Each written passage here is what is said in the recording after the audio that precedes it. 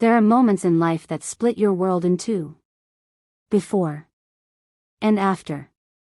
For me, that moment came on a quiet Tuesday morning, sitting at my kitchen table with a cup of coffee going cold in my hands, reading a text message that made my heart drop straight to the floor.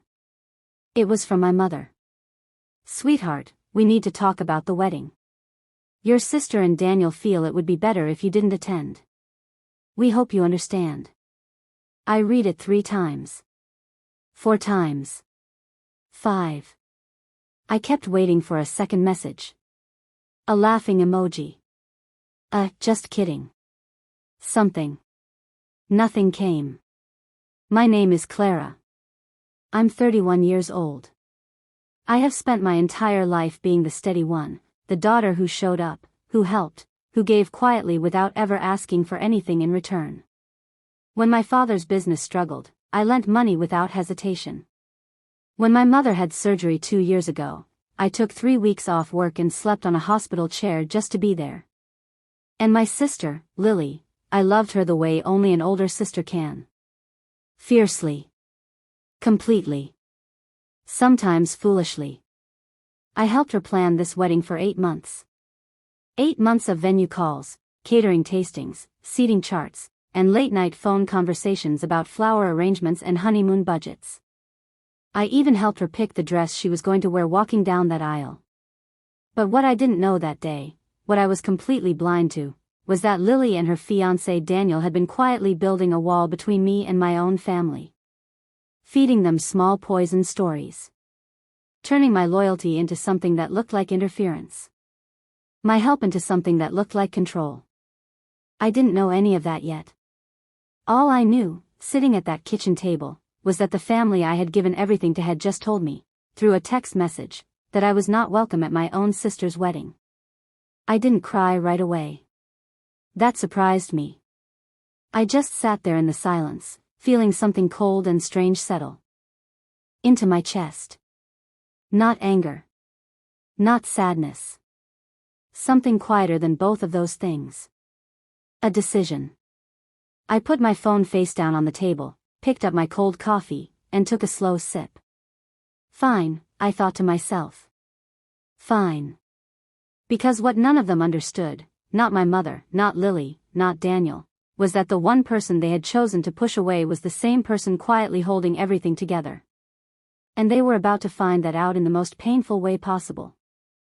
The days after that text were the loneliest of my life. I went to work. I cooked dinner. I answered emails.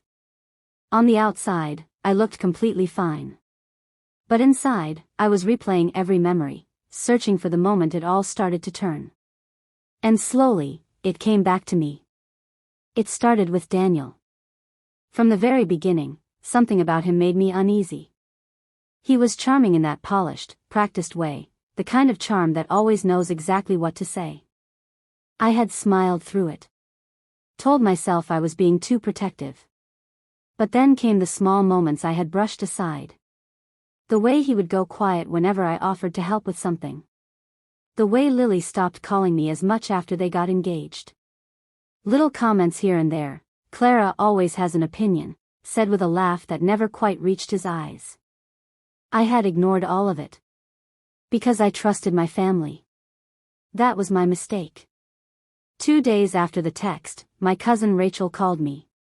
She was one of the few people in the family who still spoke to me directly. And what she told me shattered something inside me that I didn't know could still break. "Clara," she said quietly, "Daniel told your parents that you tried to talk Lily out of marrying him. He said you called him a gold digger behind their backs and that you were trying to control the whole wedding to make yourself the center of attention." I couldn't breathe. None of that was true. Not a single word. But my parents had believed him. Lily had believed him. And rather than pick up the phone and ask me, their daughter, their sister, they had simply decided I was the problem. I hung up the phone and sat on the edge of my bed for a long time. This was the moment I could have crumbled. And part of me wanted to. Part of me wanted to call my mother and beg her to listen, to explain, to fight for my place in my own family. But something else rose up instead. A quiet, steady kind of strength. Because here is what Daniel didn't know about me. He didn't know that 3 months earlier, while helping Lily organize some wedding paperwork, I had come across something. A credit card statement. Left open on Lily's laptop while she was in the bathroom. I hadn't thought much of it at the time. But I had seen the numbers. Charges from hotels. Restaurants. Weekends that didn't line up with anything Lily had ever mentioned to me. I hadn't said anything because I wasn't sure. Because I didn't want to hurt her with something I might have misread. But now I was sure of something different entirely. Daniel had removed me from this wedding because he was afraid of me. Not because I was controlling. Because I was close enough to see the truth. And with 3 days left before that wedding, I decided it was time my sister saw it too. I didn't make a dramatic phone call. I didn't show up at the door. I simply gathered everything quietly, the bank statements I had photographed just in case, a few receipts Rachel helped me track down, and one hotel booking confirmation that had Daniel's name on it alongside a woman who was not my sister. Then I wrote Lily a letter. Not angry. Not accusing. Just honest. I told her I loved her. I told her I was sorry for whatever I had done, real or imagined, that had made her pull away from me. And then, gently, I told her what I had found. I told her to look carefully. I told her the choice was entirely hers. I sent it by courier the morning of the rehearsal dinner. And then I waited.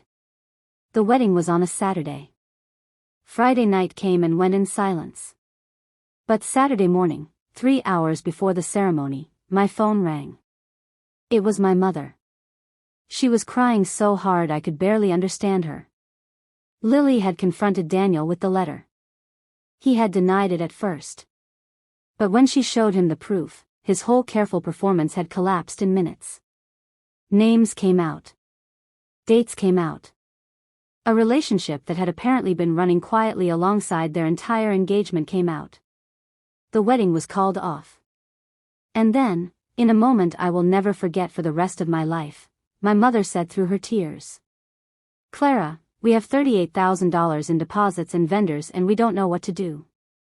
We need you. Can you please come home?" I stood in my kitchen for a long moment. I thought about that Tuesday morning. The cold coffee. The text message. The sound of a door closing on everything I thought I knew about my family. Then I took a breath. I did go home. Not because they deserved it. But because Lily was sitting in a room somewhere with her dress still hanging on the door and her heart in pieces, and she was still my sister. I helped them cancel what could be canceled. I sat with Lily while she cried. I didn't say I told you so. Not once. But I want to tell you something, because this is the part that matters most. Daniel didn't lose that day because I exposed him.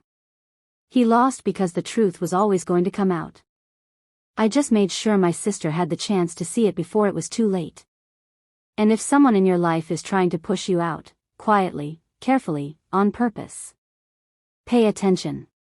Because people only remove the ones who can see them clearly.